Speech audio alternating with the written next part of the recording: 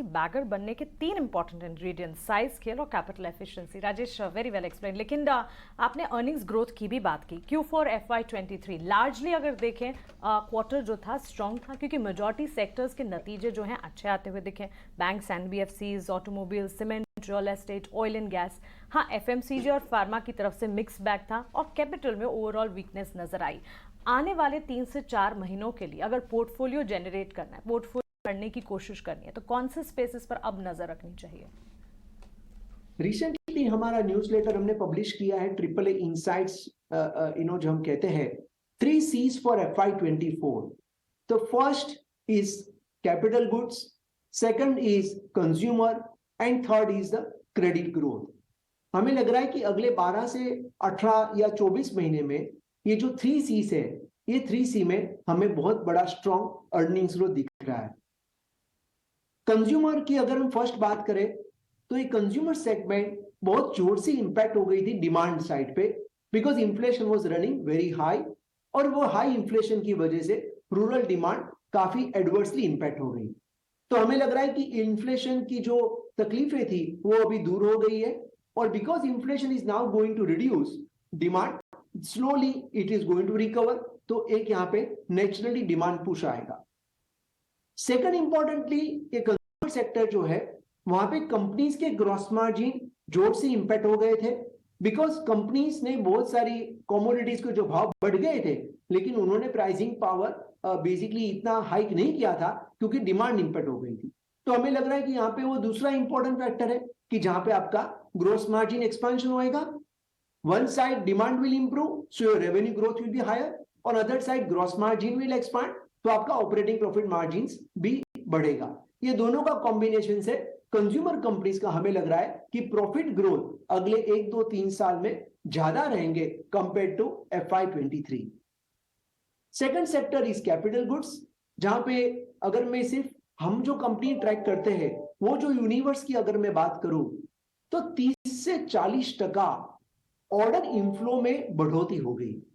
30 से 40% order inflow growth शायद last 12-13 साल में ये FY22 और FY23 सेकंड कंसेक्यूटिव ईयर है जहां पे इतना स्ट्रॉन्ग ऑर्डर इंक्वायरीज और इतना स्ट्रॉन्ग ऑर्डर इनटेक ग्रोथ हमारे जो कैपिटल गुड्स की यूनिवर्स कंपनीज है उन्होंने विटनेस किया।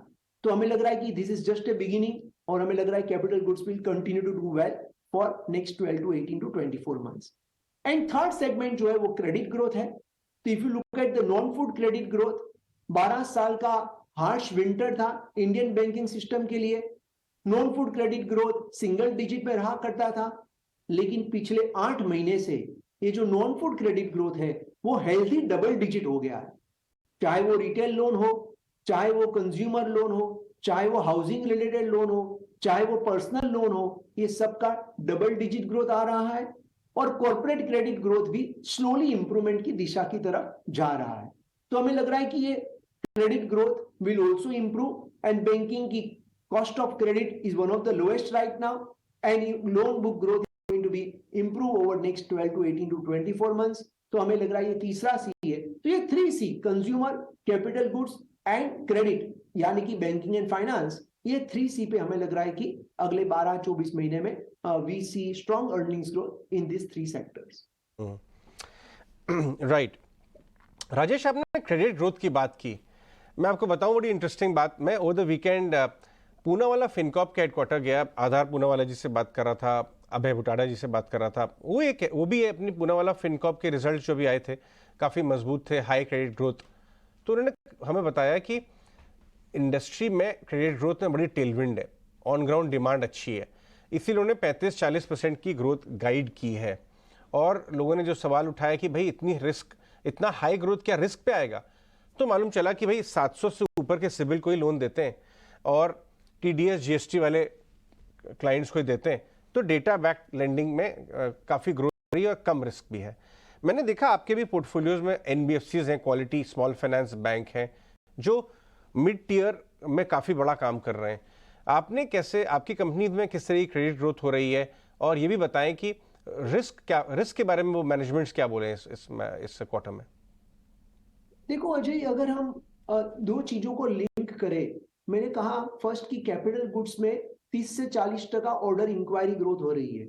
उसका मतलब एक ये हो गया कि corporate India is now doing very well, उसमें भी कैपेक्स इंप्रूवमेंट होना चालू हो गया है, तो एक कॉर्पोरेट क्रेडिट ग्रोथ भी इंप्रूव होना है। और जब भी कॉर्पोरेट क्रेडिट ग्रोथ इंप्रूव होता है, कैपेक्स इंप्रूव होता है, तो ये दोनों लिंक हो जाते हैं।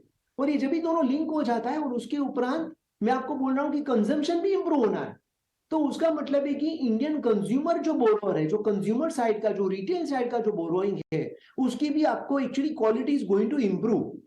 And because of the lot of risk analytics, because of the lot of data oil, data is a new oil, and वो डेटा का जो लोगों ने रिस्क मैनेजमेंट की तरह इस्तेमाल कर रहे हैं, तो इंडियन बैंकर्स ने बहुत स्मार्ट हो गए हैं। They know how to make sure कि ग्रोथ भी हो और क्रेडिट कॉस्ट भी कम रहे। We are right now saying Ajay, historically low credit cost in India in last 12 months. And when India is not yet growing at 12%, it's 6% GDP growth जो real GDP growth है, वहां पे वो स्टेज पे हमारी क्रेडिट कॉस्ट इतनी बढ़िया रही है, तो मुझे लग रहा है कि I think credit cost is not the factor right now to worry upon. जब भी 35% जब भी क्रेडिट ग्रोथ होएगा, तभी हम शायद बात कर सकते हैं कि क्या ये हाई क्रेडिट ग्रोथ रिस्की तो नहीं हो जाएगा, क्या इसके अंदर एनपीए का तो रिस्क नहीं है। लेकिन मुझे नहीं लग रहा है कि जब भी हम 12, 15, 18% क्रेडिट ग्रोथ की बात कर रहे हैं, तो इतना कोई बहुत बड़ा रिस्क फैक्टर नहीं लग रहा है। Of course stock selection is important, lending business is easiest business in the world, you can lend to anyone, but is the most difficult business when it comes to collection. तो companies के track record, best of the management, best of the risk management practices, that is must, otherwise you can lose your money significantly. Historically हमने देखा है last 20 साल में बहुत सारी banks ने पैसा, बहुत लोगों का नुकसान भी हुआ है।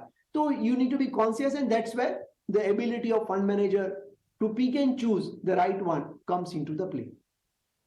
बढ़िया बात कही। इनफैक्ट पिछले साइकिल में मैं आपको बता दूं, जो बता रहे राजेश जी कि पिछले साइकिल में 35-40% 2-3 साल तक लगातार इंडस्ट्री क्रेडिट ग्रोथ गई थी, वहां जाके पीक हुई थी।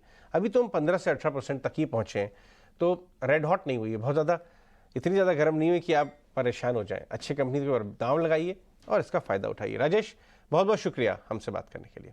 Thank you Ajay. Rajesh Kothari, alpha accurate के फंड मैनेजर एंड फाउंडर।